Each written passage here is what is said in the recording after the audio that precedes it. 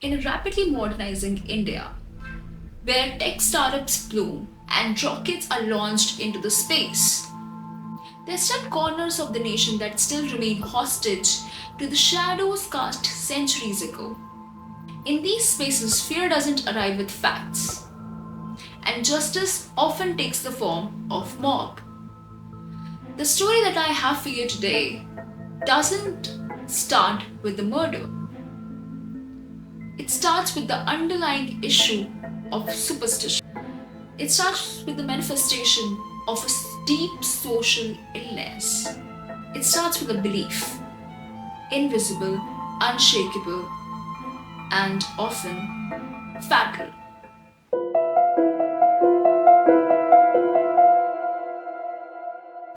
Hi everyone, welcome to my channel. This is the final serve with Akanksha Sharma. Here, based on factual records, we discuss cases across South Asia and the world. The case that I have for you today, I heard about this case while researching about the current issues that is going on. And I found this case in the deepest corners of the internet. And it talks about one of the deepest issues that we're dealing with in India, superstition. You all have heard stories told by your grandmothers, your mothers, your fathers about superstition somewhere or the other. We always confuse superstition with tradition. Let's find out what happened in this case and why superstition took lives of people. The case that I have for you today starts at the Tetgama village of Purnia district of Bihar. In this village lives a man called Babulal. Babulal was not a man of science, but in his village he was something of a necessity, an ojha or traditional healer. He was famous for treating ailments of the villages which are both real and imaginary. With herbal pastes, ancient chants, and rituals passed down through generations, he provided the only source of health care available to his tribal villagers in the village of Tetgama. His patients were not just villagers, they were believers. In communities where hospitals are miles away and education is luxury, people like Babulal has always held a priestly authority. For years, his presence was a source of comfort for everyone in the village. But the fear is a double-edged sword.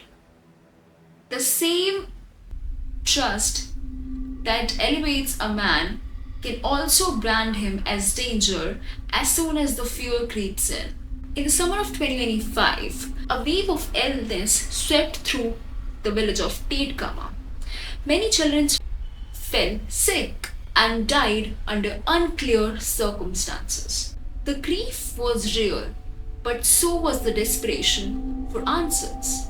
In village without autopsies, where death certificates are rare and explanations are rarer, the communities turned to the only logic they knew. Someone must be responsible. Whispers began. Who had been too close to the children? Who had performed unusual rituals on the children? Babulal's name surfaced again and again, not as a savior, but as a suspect. He was accused of being a tantric, a black magician, who used dark forces to harm others. There was no evidence, but fear doesn't need an evidence. It just needs a scapegoat. And Babulal fits perfect in the crime. On July 6, 2025, a mob of 50 villagers marched towards Babulal's home.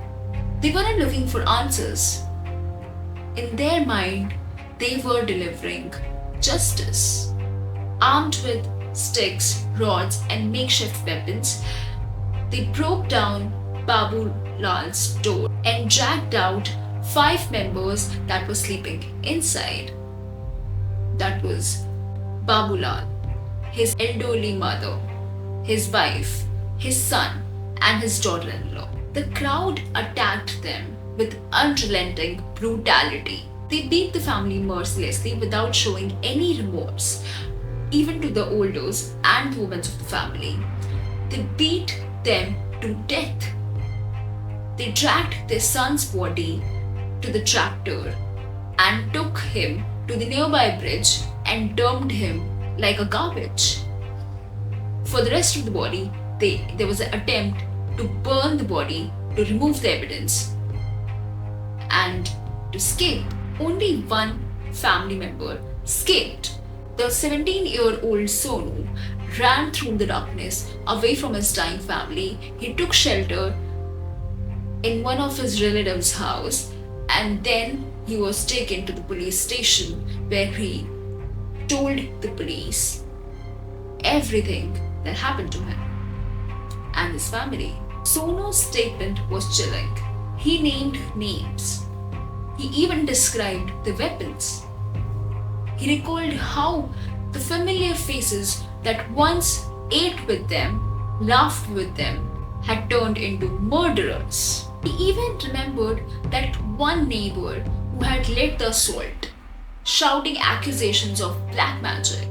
He even identified the tractor driver who took his brother's body and dumped him. He described his grandmother's scream that was silenced by a bamboo pole through one of the villagers. Police quickly arrested 3 individuals, including the tractor driver.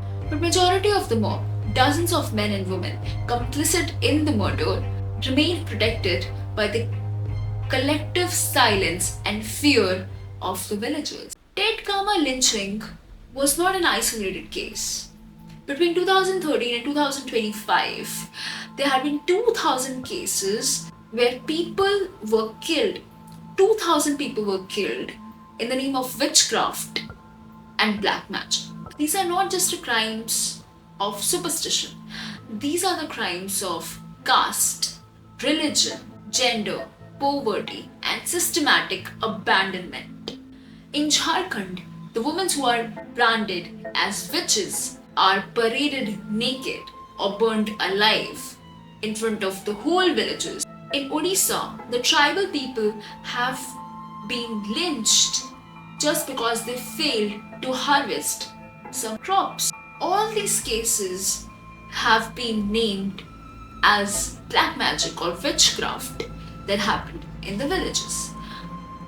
They are rarely being covered anywhere in India, and the victims are always the same: poor, uneducated, and voiceless. Superstition isn't merely a belief. It's a wound, inherited, infected, and passed down as a collective trauma. In places like Tetgama, it is not the absence of knowledge that leads to brutality.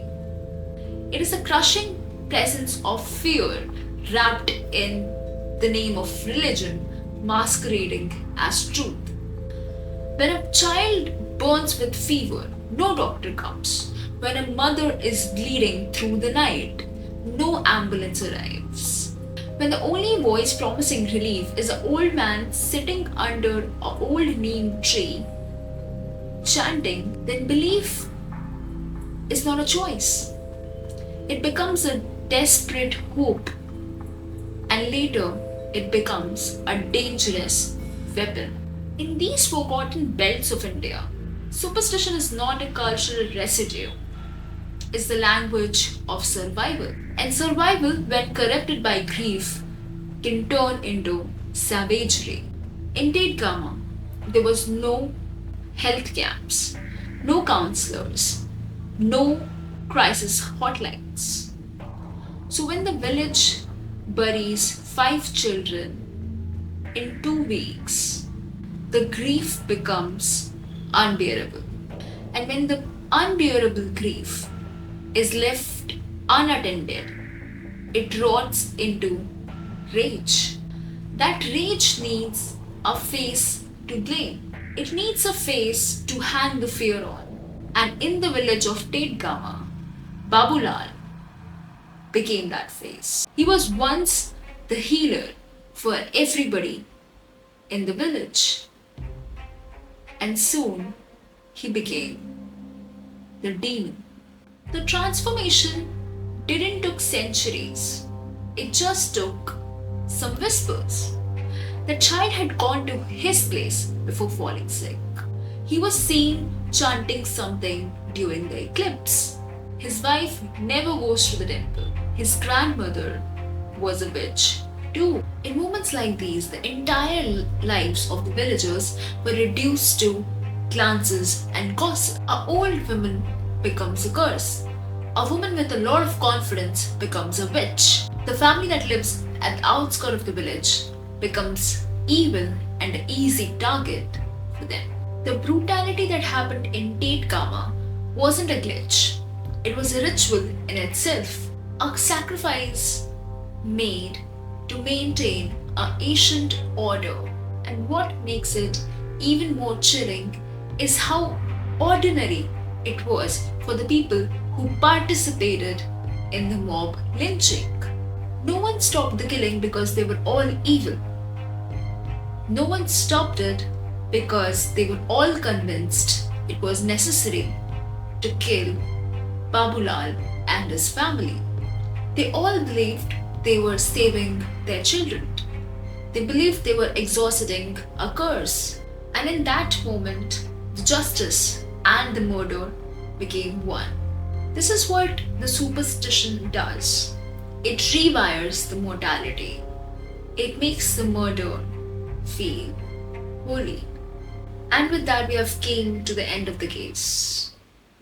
But this is not the end of superstition. Until we confront the superstitions we quietly tolerate and the subsystems we openly neglect, Tetgama would not be the last graveyard built upon fear. It would be the latest. This was the final serve with Akanksha Sharma, your host, and it was an eye-opening story for me to bring in front of you guys. I hope you had a similar experience as well. Please let me know what you think about this story. If you have any story that you want me to cover, please comment down below and I would definitely bring it up. Thank you so much. Be safe and have fun.